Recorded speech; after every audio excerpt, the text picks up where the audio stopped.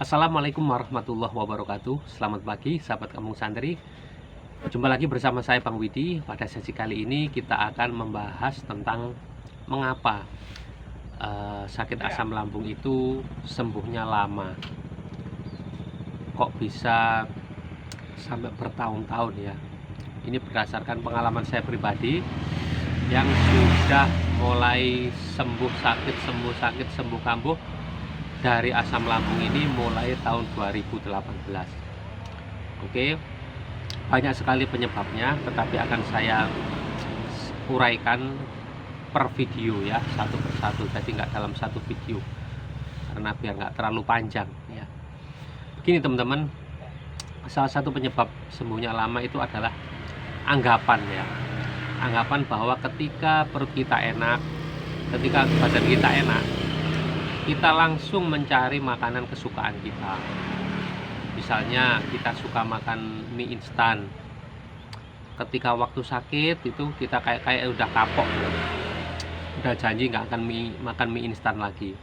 Tapi setelah badan terasa enak, perut terasa enak, mulut udah enak, kita makan lagi karena kita nggak tahan ya. Kita makan lagi dan akhirnya kita sakit lagi, kambuh lagi, dan itu berulang-ulang. Itu kalau mie instan.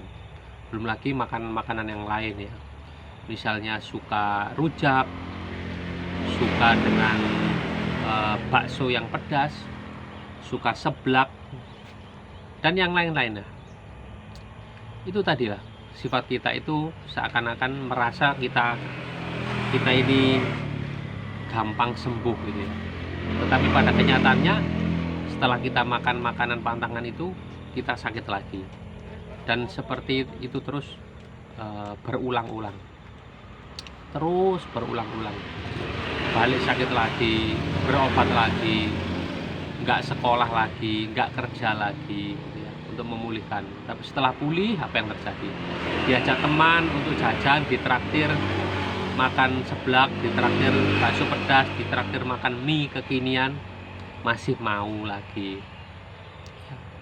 Berpikir bahwa nanti juga bisa sembuh sendiri, toh nanti juga ada dokter, toh nanti juga ada apa ya nanti ya, kalaupun masuk ke RS nanti ditanggung sama BPJS.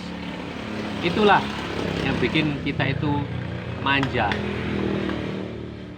kan masih ada dokter, masih ada obat, nanti bisa sembuh. Tapi setelah sembuh, apa yang terjadi? Kadang kita lupa bahwa kita di tempo hari yang lalu kita sudah pernah sakit, sudah pernah bolak-balik sakit gitu ya.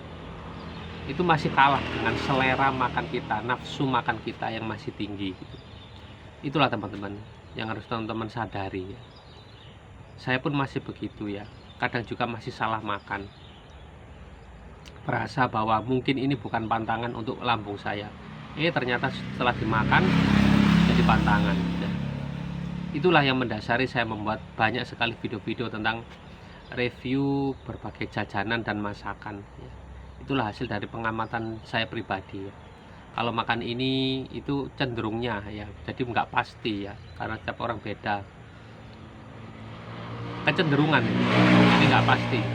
Kalau orang makan, contohnya kayak orang makan jagung ya, itu kalau saya cenderung itu akan bikin perut sakit atau kembung. Orang makan buah pisang, mungkin yang orang lain nggak sama itu ya, tapi kalau saya nggak bisa, saya suka perih kalau makan pisang itu.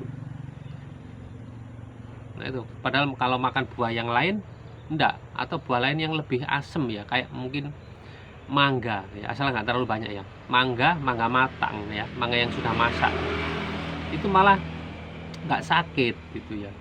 Tapi kalau makan buah pisang, meskipun kadang satu aja itu perih gitu. Karena kita juga bingung kenapa seperti ini. Nah, dari pola-pola itulah akhirnya saya buat semacam review ya, hasil dari pengamatan. Akhirnya saya tuangkan dalam video-video saya itu ya. Teman-teman bisa mengambil ilmu dari situ, atau teman-teman sekedar ingin lihat, mendengar, melihat saja, silahkan ya. Tapi paling tidak jika itu membantu teman-teman, saya ikut senang gitu ya. Jadi teman-teman nggak usah merasakan sakit dulu, baru kemudian tahu ya. Enak tahu dulu biar nggak sakit. Itu aja, nggak terlalu panjang. Intinya teman-teman harus sadar diri ya, bahwasanya lambung teman-teman itu sudah nggak kayak dulu lagi waktu kecil. Sekarang harus ekstra hati-hati. Syukuri kesembuhan yang teman-teman miliki ya, manfaatkan baik-baik. Kalau sudah sembuh berarti kan lebih enak ya dalam beribadah kepada Allah. Itu ya alasan utama. Minta mohon, ya Allah, sembuhkanlah sakit hamba agar hamba bisa lebih nyaman, lebih leluasa untuk beribadah kepadamu. Itulah alasan yang paling bagus ya, bukan untuk yang lain, bukan untuk bersenang-senang, bukan untuk berekreasi. Kalau sehat saya rekreasi di sana ya, silakan rekreasi, tapi niatkan sebagai silaturahmi ya, ambil yang positifnya, ambil yang berhubungan dengan akhirat. Itu alasan yang tepat untuk memohon kesembuhan. Itu aja, terima kasih sudah menyimak. Wassalamualaikum warahmatullahi wabarakatuh. Salam sehat jiwa dan raga.